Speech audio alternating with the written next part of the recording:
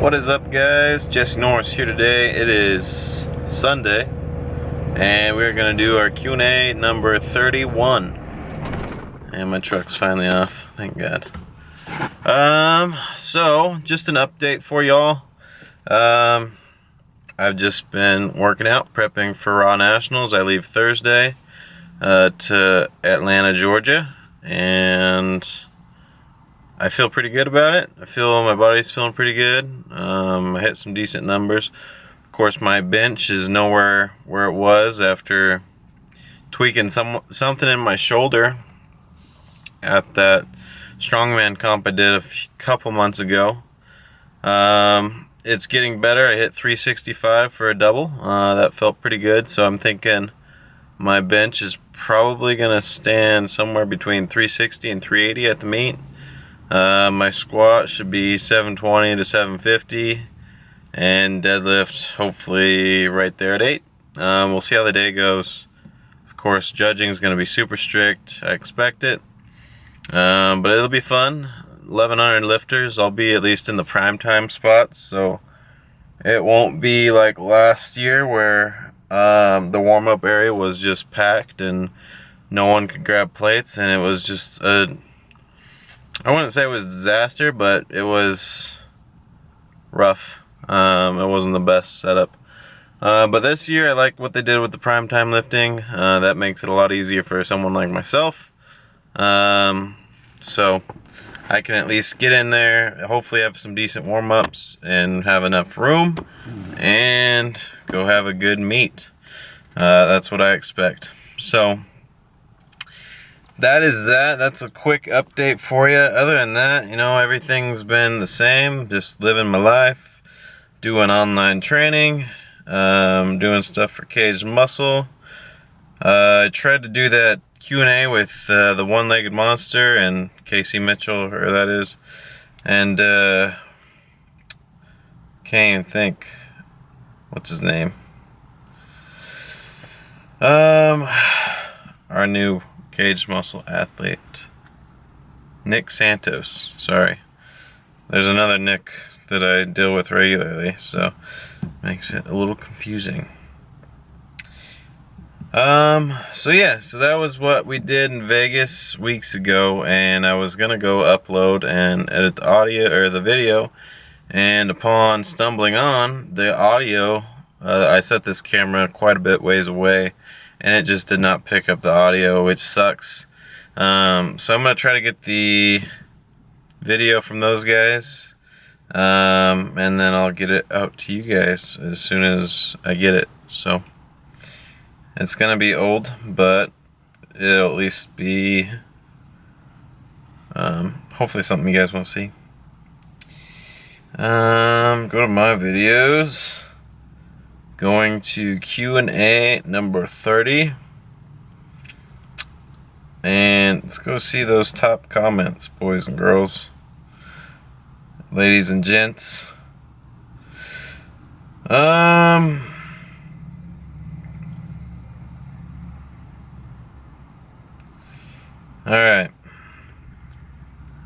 Hop into these questions. Jesse, did you see Mark Bell's Peck Tear? How would you avoid something like that? He hit higher weight in other videos, but tore it with lesser weight. Honestly, I'm not sure the whole story. To me, if something was going to happen, I would feel some strain when I was training that day, even when he's hitting lighter weight. Of course, mentally, you're like, okay, well, this is lighter. But you're still going to feel some pain, likely some aggravation. It's unlikely that it just tore like nothing. Like something had to be assigned to maybe go lighter, rest up, or do something. But a lot of what I do is stretching. I did a couple videos there on my mobility and stretching and things like that. So that's one thing I'd do to avoid it. The next thing is just listen to your body.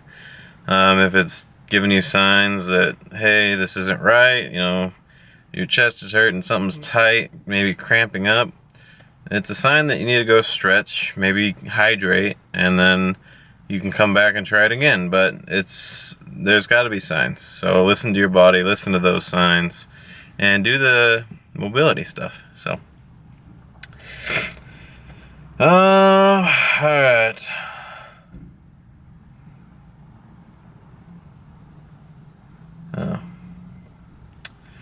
Why do you guys need to know about my personal life? A lot of you guys want to know about some personal things. I don't feel the need to share it. You can make your assumptions the way you need and go from there.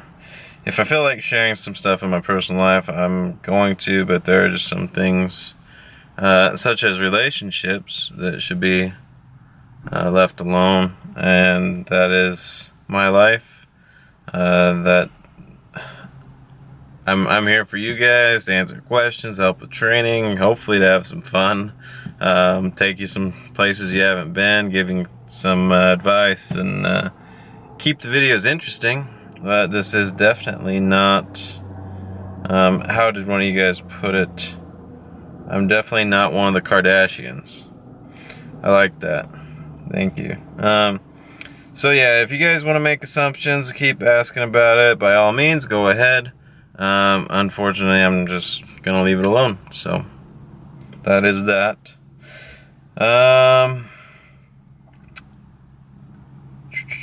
Are you competing in USAPL Raw NS? Yes, I am. Why not go to IPF Worlds and build a legacy? Well, that is a good question. And here's where I'm going to take you. I've been to IPF Worlds 3 times. Once as a sophomore, once as a junior, once as a senior in high school. And I competed in IPF Worlds in a single ply lifting, whatever. Single ply. I do not feel that IPF Worlds builds your legacy or really does anything to your fame, or it's more of a personal accomplishment than anything. Look at that lighting. Someone's bright light shining off my mirror. I would love to go represent USA at a world event. However, the Federation does not help you whatsoever in your travel, in your fees, in this and that, and it's thousands of dollars. Now, if you guys want to make a donation fund and get me there, by all means, I'll go. But I'm not going to fork out thousands of dollars of my own just to go to an event that I don't feel like is any more credible than Raw Nationals. Usually Raw Nationals has stricter judging than world events, I feel. I've been to many of them. And typically I'm judged much more harshly at a national event than a world event. And I think they do that for a reason, because the USA team does not want you to go to IPF Worlds if you can't hit proper depth, and they certainly don't want you to go out and bomb at an international event. So, I mean, they have some logic behind it, I suppose. But as far as my legacy goes, it's out there. This is what I do. This is training I do. I train my ass off every single day. I show you guys my training. I don't, of course, show every day, but I try to post some stuff on different training days and what exactly I do, and I try to help you guys out. And that's my legacy, is like, here's what I do, here's my accomplishments, and this is how I got there. It's not like a magic formula, it's hard work, it's years of training, it's years of consistency, years of dedication, and you guys are finally seeing that all come together. And that's really my legacy. Now, of course, I want to go to Worlds and I want to win and bring home more gold medals, but really, what value does that have for me? I don't know. I've been there, I've done it a few times, and it was great, but I think that's fulfilled any desire to go to an international event. Now, if the USAPL or IPF gets an Olympics, that's another story. I would love to go. And whether it comes out of my personal book or not, going to the Olympics would be fucking awesome. So, if that happens, you guys can count me in. Alright, we'll do 1 or 2 more. Here's a good one. I recently started utilizing the Prowler. My theory is there's a large carryover from heavy Prowler pushes over to deadlift and squat. The other cool thing about the Prowler is highly trained athletes can easily use it 3 times a week with heavy weight. Louis Simmons was saying that the most he ever deadlifted with straps was 770, and for many months leading up to that deadlift, he only did Prowler work, no deads, no squats. Question, do you think heavy Prowler use can help with a squat and deadlift? Yes, I'm not going to go in depth onto any theory I have behind it because I haven't really studied it on my own, but I do know that the Prowler helps me with explosiveness and training that fast twitch muscle to be powerful and explosive. So of course, and that's all in the legs, it's in the glutes, the hammies, the quads. So that is going to transfer over into your squat and deadlift. You're going to feel that explosiveness, you're going to feel that power, and of course it's going to help increase endurance and stamina and things like that. So it's most certainly going to help transfer into anything you really do with your lower body, such as squats or deadlifts. As far as the back work goes, it's not going to really help with strengthening your back, so you'll have to supplement with some deadlifts. I don't know what Louis Simmons did. I don't know what his program looks like. Of course, I've heard of him. Haven't met him. All that. You guys might think I'm naive. I don't know. But yeah, no, that's my answer to that. Yes, it's going to help. Fast twitch, muscle, explosiveness, power, all that. By all means, start incorporating the Prowler if you don't. If you aren't already, if you don't have one, you can buy one. And it's a great tool for cardio, for helping lean out and training, overall body conditioning. So it's a great tool that I use at least 3 times a week. Except when it gets cold out, then I'll do dead mills. And if you guys want to see what a dead mill is, if you don't already know, feel free to comment, ask, like whoever comments, and we'll go from there.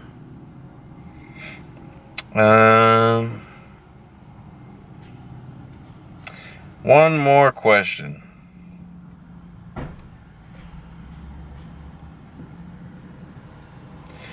Alright, this is a good one. This Big Bits 53, of course that's his name. I know you basically sleep, eat, breathe powerlifting, but are there any other activities you enjoy doing? I definitely don't eat, breathe, sleep powerlifting, by the way. I work a full-time job as an accountant. I do my online training. I find time in the day to go train and do my workouts as necessary. I eat the way that I like to eat, which is fairly clean, typically turkey, brown rice, black beans, something like that. And on the weekends, I'll go out and enjoy a beer, and a burger, and a brew, and that's me, man. I'm not overly complicated, and powerlifting is not a full-time job for me. It does not provide my way of living or anything else. So it is, maybe one day it will. I would love that. I'd absolutely love that because I do enjoy powerlifting. But the other activities, I just thought you should know a little bit more because that's not all I do. The other activities I enjoy is working on my truck. This bad boy I'm sitting in. Got all kinds of gauges and fancy things. I enjoy learning how things work and operate and how to work on them. So that's why I work on my truck, is because, I want to make it faster and more powerful and shit like that, but it's actually really rewarding taking it apart, understanding how things work and putting it back together, and putting it back together in a way that the end result is what I want, And then I weld. I can MIG weld. I can't TIG, which is, if you don't know what different types of welding is, basically I can weld anything but aluminum or stainless steel. What else do I enjoy? I enjoy shooting. I'd like to go out and fish more. I don't have much time to do that. I don't hunt. I've gone hunting. It's been a while. I just don't have the time to take a week out of. That's the kind of consistency and dedication I've had for the last 8 to 10 years, is I don't take a week off. To go hunt, I would want to take a week off and go actually. Oh, we have some decent lighting. I was gonna turn my light back on. That's alright. I'd like to take some time off and actually go hunt. Now, right now, I'm not in the position to do that. Maybe one of these days. Outside of that, I do enjoy traveling from time to time, hiking. What else do I do? Play video games. I play a lot of video games. Now, I've talked about that in videos a long time ago. My gamer tag, I'm on Xbox Live. Not as often as I used to be because I'm fairly busy. You know, feel free to add me, to message me, but it's unlikely I'm going to respond because typically when I get on that game, it's like some me time. Sometimes I'll go out of my way and, you know, play with some guys from the YouTubes that found my username and gamer tag, things like that. So I'll post that, but just for your information, if I don't join you or message you back, don't take it personally. It's just when I get on the game and I'm trying to enjoy some time to myself, that's all I'm doing. Yeah, outside of that, just any activity, hanging out, going to movies. I'm just a normal person. I enjoy doing little things like that. One thing I would like to do more of. This video is long enough. Fuck. I'm gonna leave you off with that. This video is 17 minutes long. Hopefully you guys stay tuned. I need to break these things up into smaller portions, but I haven't done one of these in a while, so why the hell not? We'll do one long video.